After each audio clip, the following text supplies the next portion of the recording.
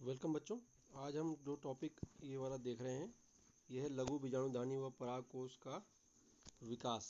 ये थोड़ा टिपिकल सा टॉपिक है, थोड़ा सा कठिन लग सकता है। मैंने इसको आसान बनाने की कोशिश करी है। आपको कुछ दिक्कत हो तो मुझे आप कमेंट सेक्शन में कमेंट करके कुछ पूछ सकते हैं। ठीक है, ये मैंने सिंप्लीफाई करने की कोशिश करी है। आपको इसमें बच्चों को कन्फ्यूजन हो सकता है। मैं आपको जहाँ जहाँ पॉइंट में कन्फ्यूजन होगा तो मैं उसको कोशिश करूँगा उस चीज़ को अवॉइड ही करूँ, आपको दिक्कत नहीं होगी। चलिए देखिए, फिर आगे बढ़ते हैं। देखिए, जो ये इसका विकास है लघु बीजाणु धानी का, इसके अंदर क्या बन रहे हैं? इसके अंदर बन रहे हैं लघु बीजाणु, है ना। तो उस पूरे प्रोसेस उसमें होता क्या क्या है? वैसे ये बड़ा कॉम्प्लेक्स प्रोसेस है, थोड़ा सा मतलब थोड़ा जटिल प्रक्रिया है। लेकिन मैंने देखो ये फ्लो चार्ट बनाया है आपके लिए। ये मैंने इसको सिंप्लीफाई करने की कोशिश करी है फ्लो चार्ट के जरिए। आप ये देखिए इसमें क्या क्या होगा, आप इस चार्ट को याद रखिएगा। एक बार ये चार्ट दोबारा मैं लाऊंगा, है ना। तो आप इसको ध्यान रखिएगा। इसमें जैसे कि समान कोशिकाओं का समूह होता है, उसके बाद बनती हैं प्रपोष कोशिकाएं। प्रपोष कोशिकाएं से बाद में बनती हैं बाहर की ओर प्राथमिक भित्ति कोशिका, अंदर की ओर बनती है प्राथमिक बीजाणु कोशिका। जो प्राथमिक भित्ति कोशिका है उससे ही जो ये लेयर्स होती हैं एंडोथीशियम, अंतःत्वचा वाली जो अंतःथीशियम और मध्य परत और टेपिटम, वो सब का विकास इससे होता है। बाकी जो अंदर वाली जो आंतरिक बीजाणु कोशिका है उससे हमें मिलता है फाइनली क्या, लघु बीजाणु। ठीक है, इसको याद रखना चार्ट को। चलिए आगे बढ़ते हैं। अब देखिए क्या लिख रहा है। इसको ये समझिए कि एक्चुअली क्या है, जो शुरुआत में ना जो जो परागकोश होता है वो केवल एक मतलब जैसे कहते हैं ना गुच्छा होता है, टिश्यू होता है, जिसमें कि जो कोशिकाएं हैं ना अनडिफरेंशिएटेड है। ठीक है, समूह के बाहर जो होती है एक मतलब बाह्य त्वचा एपिडर्मिस होती है ना। और जो ये समूह के सारे सेल हैं वो एक जैसे लगते हैं, एक समान से लगते हैं। कैसे, ये देखिए, ये कुछ इस तरह से दिखते हैं। आप देख रहे हैं, ये देखिए आप,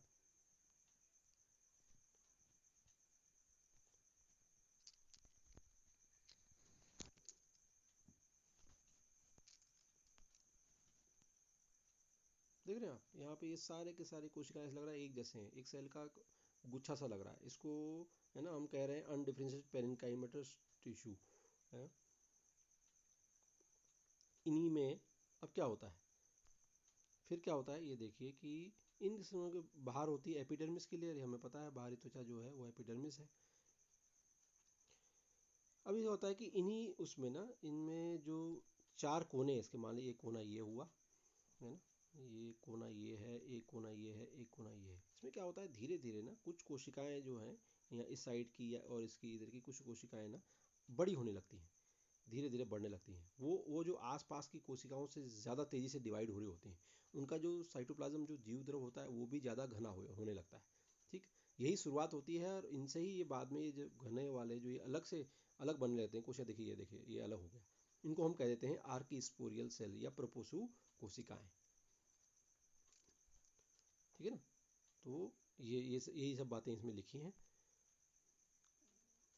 उसके बाद क्या होता है, उसके बाद क्या होता है देखिए, पौधों की इसको मतलब ये जरूरी नहीं है कि प्रपोषक कोशिकाओं की संख्या, ये ध्यान रखिएगा, भिन्न भिन्न हो सकती है। ठीक है, तो जो कुछ कोशिकाएं जो प्रपोषक कोशिकाओं में बदलने लगती हैं, हम्म, और वो कैसी दिखाई देती हैं, अगर आप अनुप्रस्थ काट में देखेंगे तो एक प्लेट ना, एक प्लेट के रूप में दिखाई देती हैं।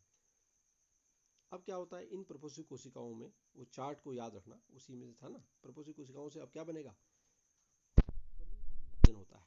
देखिए ये प्रपोषक कोशिकाएं हैं, तो उनसे परिणतिक विभाजन हो रहा है और दो तरह की कोशिकाएं बन जाती हैं। बाहर की ओर देखिए, बाहर की ओर तो बनती है प्राइमरी पेरिएटल लेयर, ठीक है ना, भित्ति कोशिका। और अंदर की तरफ बनती है ये वाली लेयर, प्राइमरी स्पोरोजेनस सेल्स। ये समझिए कि ये जो इसने तो सारे सारे आप क्या बनाने हैं, इसने सारी की सारी वो लेयर्स बनानी है जो एंडोथीसियम है, जो मिडिल लेयर्स हैं चार पांच जो होती हैं, और टेपिटम, वो सारी लेयर इससे बनती हैं। और जो बाकी का जो काम होता है, जो अंदर बीजाणु बनने हैं वो इस कोशिका से बनेंगे। ठीक है,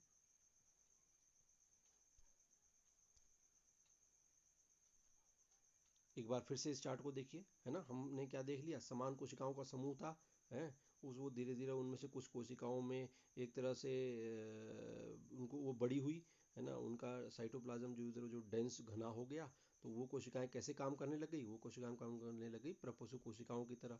प्रपोसु कोशिकाओं में पेरिक्लिनिकल डिवीजन हुआ, पेरिक्लाइनल डिवीजन हुआ, परिणीतिक डिवीजन। ये क्या होता है, देखो बच्चों, परिणीतिक डिवीजन को समझने के लिए आप इस समझिए, जैसे कोई सेल है, जैसे कुछ सेल है और उसकी सतह क्या ऐसी है, मान लीजिए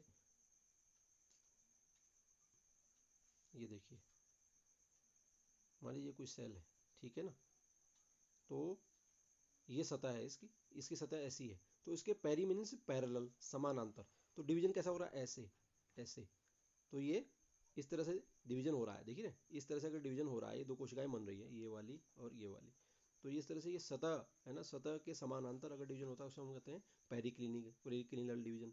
और अगर इसी तरह से जो डिवीजन होगा वो इस तरह से हो, कोशिकाओं में डिवीजन, अब ये सतह है, ये कोशिका है, तो अगर इसमें डिवीजन इस तरह से हो, ठीक है ना, यहाँ तो कैसे हो रहा था, यहाँ तो हो रहा था ऐसे, यहाँ हो रहा है ये ऐसे, ठीक है ना, इसके इसके 90 डिग्री पे ये एंगल कितना बन गया, 90 डिग्री का बन गया।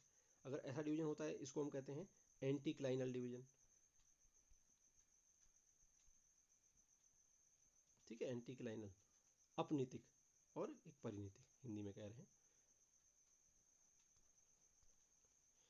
चलिए, तो अब देखते हैं, ये दो कोशिकाएं बन गई आर्किस्पोरियल सेल से, प्रपोसु कोशिकाओं से दो तरह की, बाहर की और ये बना भित्ति कोशिका, और प्राथमिक बीजाणु जनन कोशिका जो है वो अंदर की तरफ बन गई।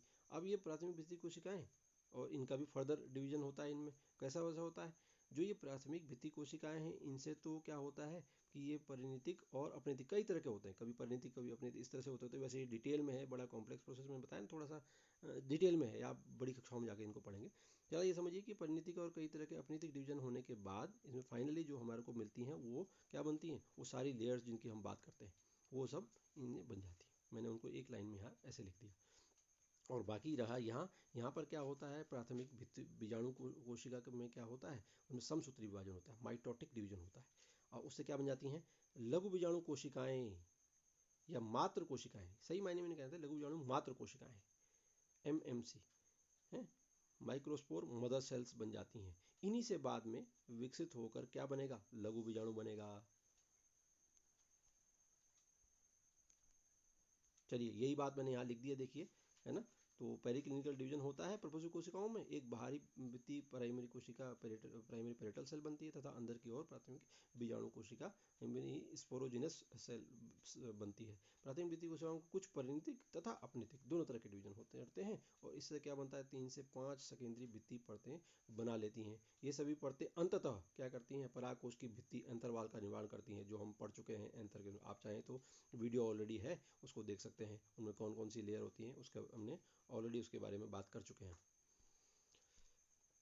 तो देखिए, अब ये एक जैसे कहते हैं ना कि फाइनल स्टेज में पहुंच रहा है, आप देख लीजिए, ये एक मैच्योर एंथर के एक अनुप्रस्थ काट दिखा रहा है, बाहर की ओर आप देख रहे हैं कि ये एपिडर्मिस है, फिर ये एंडोथीशियम बन गई, है ना, और ये तीनों लेयर किससे बनी हैं, अगर आपको समझना हो याद कर लो उस चार्ट को, ये तीनों उससे बनी है प्राइमरी पेरेटल सेल से, और ये वाली किससे बनी है, प्राइमरी स्पोरोजेनस सेल से, ठीक है, ये सारी बातें अंदर बन जाती है,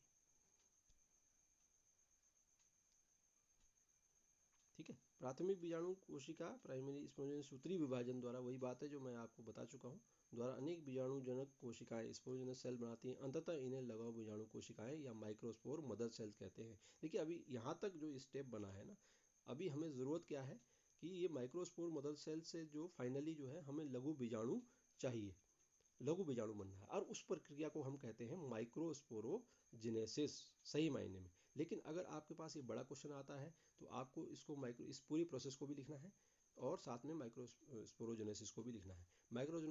माइक्रोस्पोरोजेनेसिस, लघु बीजाणु जनन हम अगले वीडियो में देखेंगे। Thank you.